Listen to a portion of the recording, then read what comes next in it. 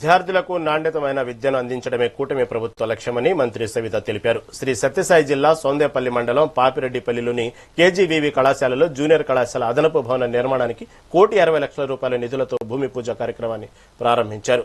ఈ సందర్భంగా విద్యార్థులకు దుప్పట్లు పంపిణీ చేశారు. కరాటీలో జాతీయ స్థాయిలో ప్రతిభ కనబరిచిన 6 విద్యార్థులను ప్రశంసా పత్రాలు, నగదు బహుమతులతో సత్కరించారు. అనంతరం హాస్టల్ వంటగది, తాగునీటి ఆర్వో ప్లాంట్లు, స్టాక్ రిజిస్టర్లు పరిశీలించారు. భోజనంలో ఎలాంటి నిర్లక్ష్యం జరిగినా కఠిన చర్యలు తీసుకుంటామని హెచ్చరించారు.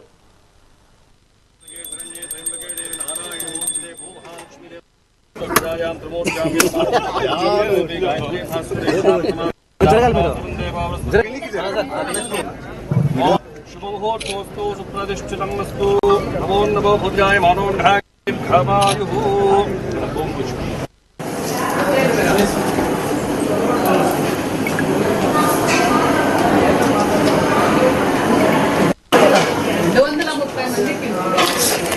बूस्ट ఎంత ఇయాలా 230 మందికి హాఫ్ కేజీ బూస్ట్ మీటర్ తీసినా మన మేడం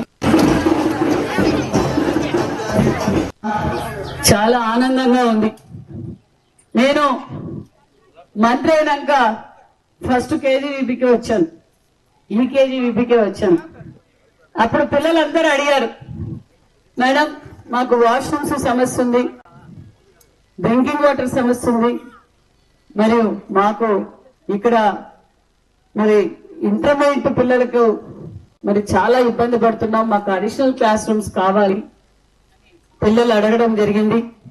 మరి మన విద్య విలువ తెలిసిన మన విద్యాశాఖ మంత్రి గారికి, సార్ మాది చాలా వెనుకబడిన ప్రాంతం, ఇప్పుడిప్పుడే ఆడపిల్లలు కూడా ముందుకు వస్తున్నారు, ఎందుకంటే కేజీవీపీకి ఉన్న డిమాండ్ మరి ఏ చైతన్యకు గాని ఏ నారాయణ గాని లేదు సార్.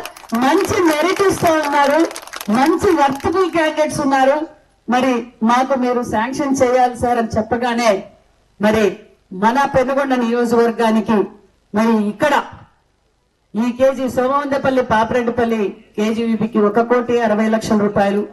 అంతేకాకుండా గోరెంట్లలో డామెంటరీ కూడా ఆల్రెడీ వర్క్ కూడా జరుగుతుంది, మనోళ్లే పనిచేస్తున్నారు, ₹1,60,00,000.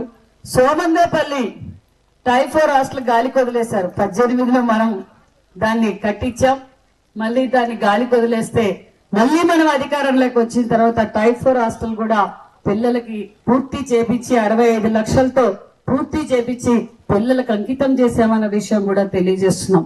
అంతేకాకుండా మన స్కూల్స్ అన్ని పరిశీలిస్తూ వాళ్ళకి కావాల్సిన తగు జాగ్రత్తలు కూడా తీసుకుంటున్నారన్న విషయం మీకు తెలియజేస్తున్నాం.